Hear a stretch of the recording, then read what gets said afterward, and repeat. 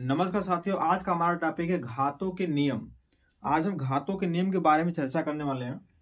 तो घातों के नियम में मैं आप लोगों को पहले बताना चाहता हूं, जैसे कोई भी पद होता है या फिर कोई भी बीजगणितीय पद होता है, मानते हैं वहां पे, तो इसे माना कोई x पद मान लेते हैं, ठीक है। इसके पहले कोई संख्या होती है और इसके ऊपर कोई संख्या होती है, ठीक है। तो जो ये बीजगणितीय पद होता है, जो इसको हम हमेशा क्या बोलते हैं, इसमें इसे बेस बोलते हैं। बेस या फिर आधार कह सकते हैं, इसे गुणांक बोलते हैं, इसे घातांक बोलते हैं, घातांक बोलते हैं। बात समझ पे, तो ये हमारा गुणांक होता है, हमारा घातांक हमारा क्या, बेस या फिर आधार बोल सकते हैं, बेस या फिर आधार बोल सकते हैं, ठीक है। अब देखिए घातों के नियम में क्या होता है, घातों में ढेर सारे रूल्स होते हैं। पहली बात तो मैं आप लोगों को बताना चाहूंगा कि जैसे कोई भी संख्या होती है, पहला नियम हमारा ये होता है, किसी संख्या की घात अगर 0 होता है तो उसकी वैल्यू हमेशा क्या होती है, इकाई होता है। क्या होता है, इकाई। पहला रूल्स हमारा ये है कि तो उसका मान हमेशा 1 होता है। मैं जैसे कोई एग्जांपल ले सकता हूँ भाई, कोई एग्जांपल आप देख सकते हैं। जैसे मानते हैं 5 घात अगर 0 है, इसके वैल्यू हमेशा क्या होगी, 1 होगी। कोई भी संख्या ले, जैसे मैं यक्स ले लिया, यक्स घात अगर 0 है, इसकी वैल्यू क्या होगी, हमेशा 1 होगी। बात में पे, जैसे मैंने जेड ले लिया, जेड के घात में 0 है, हमारा इसका मान कितना हो जाएगा, हमेशा इसकी वैल्यू क्या होगी, 1। सिंपल सी बात भाषा में बोले तो भाई यक्स के पावर 0 इक्वल टू 1, ये पहला रूल्स है, ठीक है। बात में पे तो इसको दिमाग में आप लोग रख लेना, ठीक है। दूसरा कंडीशन क्या है, यदि किसी संख्या का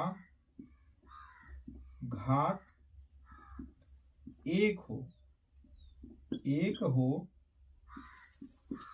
तो उसका मान हमेशा वही होता है, वही होता है। बात में नहीं। अब इसको देखते हैं यहां पे,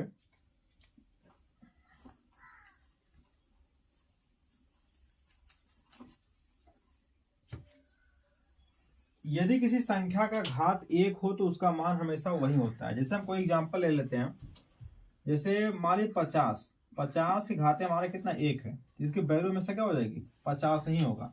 जैसे हम कहते हैं यक्स की घाते हमारा कितना 1 है, इसकी वैल्यू कितना हो जाएगी, यक्स ही होगा। बस ना। जैसे हम कहते हैं वाई घाते कितना 1 है, इसका मान हमेशा कितना होगा, वाई ही होगी, ठीक है। तो ये इस कंडीशन का रूल्स होता है। मतलब इसमें देख सकते हैं, इस सिंपल सी बात हम बोले तो भाई यहाँ पे कंडीशन जो बनेगा हमारा, यक्स की घाते 1 इक्वल टू यक्स, ठीक है। ये कंडीशन यहाँ पे बन के सामने आएगा। तो उम्मीद आप लोगों को समझ में आ गया होगा। तो थर्ड कंडीशन की हम बात करते हैं। तीसरे कंडीशन की बात मैं कर रहा हूं।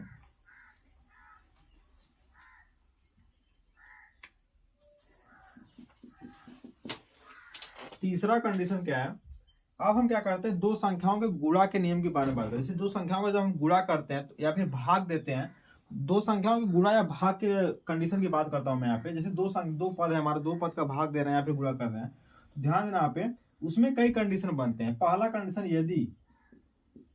यदि एक और रूल्स देख लीजिए आप लोग, ठीक है।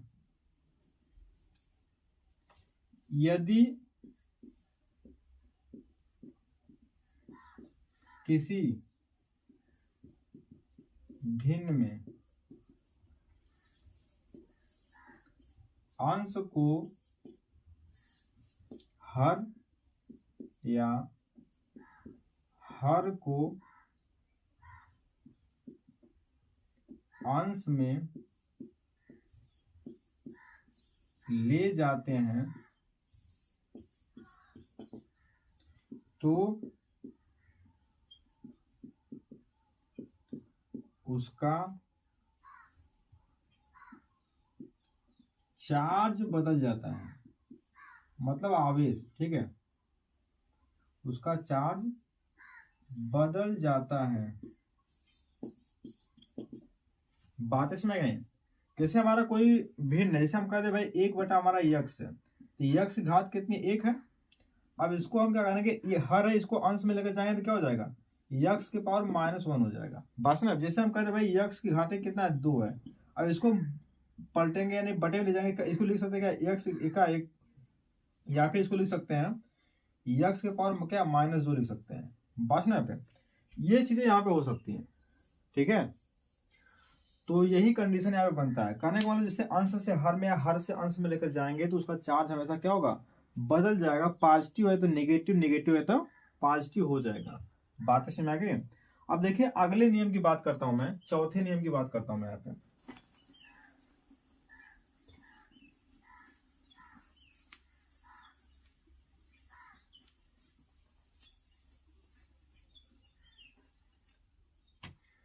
चौथे नियम की बात करता हूं मैं। चौथा नियम हमारा क्या है, चौथा यहाँ से गुणा या भाग का कंडीशन में लेके चलता हूँ यहाँ पे, गुणा से संबंधित, ठीक है। चौथा हमारा क्या है, गुणा से संबंधित है। दो संख्याओं के गुणा की बात मैं करता हूँ यहाँ पे, जैसे जाती हैं।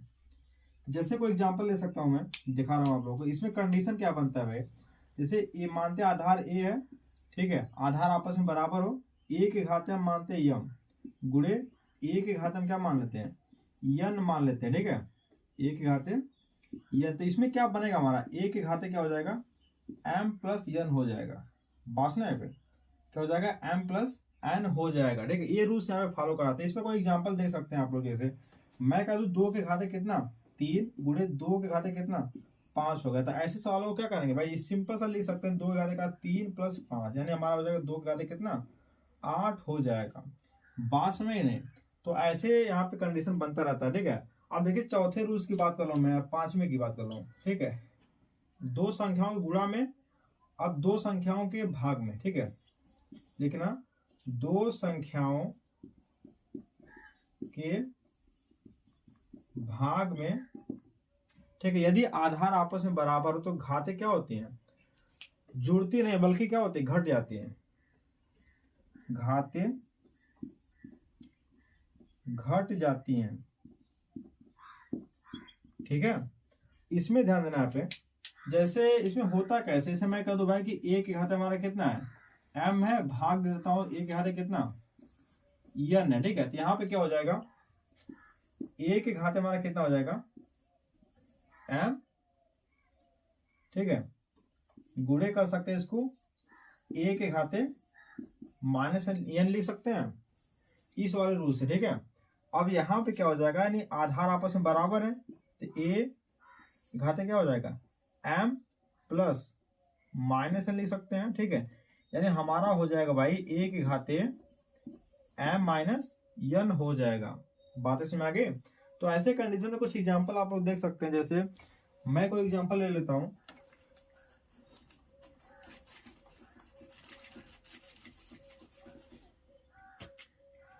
जैसे 2 के घाते 5 बटे 2 के घाते मान लीजिए हमारा 3 हो गया, ठीक है। अब इसको हल करेंगे क्या, इसको ऐसे लिखेंगे 2 के घाते 5, इसको ऊपर लेकर जाएंगे क्या हो जाएगा 2 के घाते -3, यानी 2 के घाते कितना हो जाएगा 5 - 3, यानी 2 के घाते हमारा कितना हो जाएगा 2 हो जाएगा। ये हमारा कितना आ जाएगा, इसको 4 आ जाएगा। बात इसमें नहीं, तो ऐसे ये हमारा 5वां रूल बन जाता है। अब अगले रूल्स की हम बात करते हैं।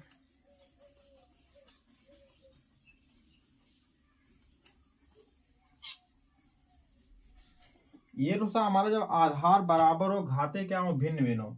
अगला रूल्स की बात मैं करता हूं, जैसे आधार क्या होता है भिन्न भिन्न हो, घाते आपस में बराबर होती है, तब घातों का क्या होता है और आधार का क्या होता है। अगला रूल्स हमारा है 6वां नंबर, 5वां 6वां, ठीक है। 6वां रूल्स जो हमारा है, यदि आधार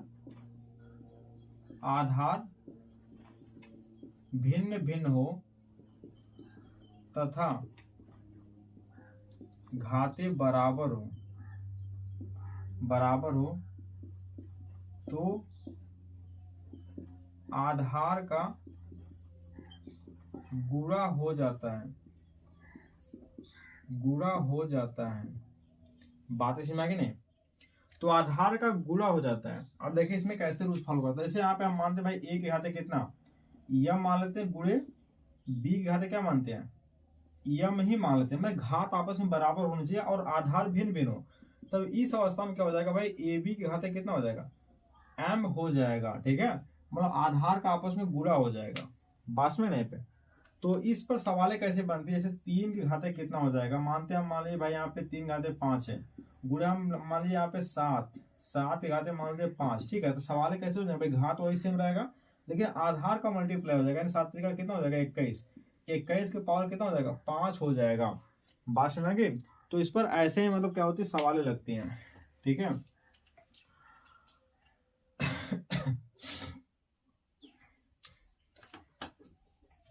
अब देखिए हम अगले रूल्स की बात करते हैं, सातवें रूल्स की बात करते हैं, मोस्ट इंपॉर्टेंट रूल्स है। ठीक है, जब घात के ऊपर घात लगाओ और बीच में कोष्टक लगाओ। ठीक है, इसमें दो रूल्स होते हैं। जब घात के ऊपर घात लगाओ तो इसमें दो कंडीशन बनता है, पहला कोष्टक लगा हो, दूसरा कोष्टक ना लगाओ। ठीक है, यदि ये 7वां नंबर रूल्स है। ठीक है, गुणा करते हैं, गुणा करते हैं। ठीक है, और इसमें क्या करेंगे, जैसे हमारा यक्स की पावर हो गया हमारा भाई, यक्स की पावर ए की पावर बी की पावर सी। ठीक है, इसमें क्या करते हैं, घातों का उतनी बार गुणा करते हैं, घातों का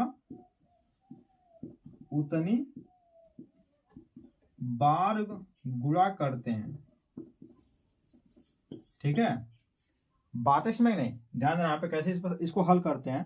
यहाँ पे घातों का उतनी बार गुणा करते हैं, यहाँ पे घातों से गुणा करते हैं, ये दोनों में अंतर है। जब कोष्टक लगा होता है तो घातों से गुणा करते हैं, घातों का उतनी बार गुणा करते हैं। जैसे हमारा ए की पावर बी की पावर सी है। ठीक है, तो बी का सी बार गुणा करेंगे, जो आंसर आएगा वो फिर वो हमारा एक घात बनेगा, तो हम ए का उतनी बार गुणा करेंगे। बात ना पे, और यहाँ पे क्या हो जाएगा, ए का गुणा बी का सी से गुणा करेंगे, बी का सी बार गुणा करेंगे, बी का सी से गुणा करेंगे। ठीक है, इतना अंतर है।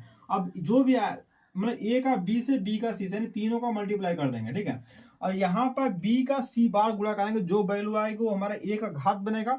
अब ए का उतनी बार गुणा करेंगे, जो वैल्यू आएगी हमारा यक्स का क्या होगा, घात बनेगा। ठीक है, अब यक्स का उतनी बार गुणा करेंगे। बात इसमें नहीं। अब देखिए कोई एग्जांपल मैं इसको लेता हूँ, जैसे यहाँ पे इसकी जो मेन वैल्यू बनकर सामने आएगी आपका ए बी सी आ जाएगा। ठीक है, लेकिन इसमें ऐसा नहीं होगा। ठीक है, इसमें बी बार सी बार गुणा करेंगे। जैसे कोई मैं एग्जांपल ले लेता हूँ, 2 के पावर में मान लेता हूँ भाई क्या है, 2 के पावर मानता हूं मैं 2 है। ठीक है, 2 के पावर 2 है, की पावर क्या मानता हूं 3 मान लेता हूं। ठीक है, 3 क्या मैं 4 मान लेता हूं, या 5 ही मान लेता हूं मैं। ठीक है, यही सवाल सेम थिंग यहां पे ले लेते हैं, 2 के पावर 5।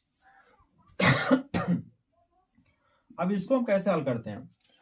अब देखिए इसकी जो वैल्यू हमारे सामने बन करके आएगी वही आएगी भाई, 2 का जब घात के ऊपर घात लगाओ और बीच में कोष्टक लगाओ तो घातों का गुणा कर देते हैं। ठीक है, यानी 5 दूना कितना हो जाएगा 10, यानी 2 के पावर हमारा हो जाएगा भाई 5 गुणे 2 बराबर कितना हो जाएगा, ये 2 के पावर कितना हो जाएगा 10 हो जाएगा। बात इसमें नहीं, 2 के पावर 10 हो जाएगा। अब इसको हम देखेंगे यहाँ पे क्या हो जाएगा, 2 के पावर 5 है।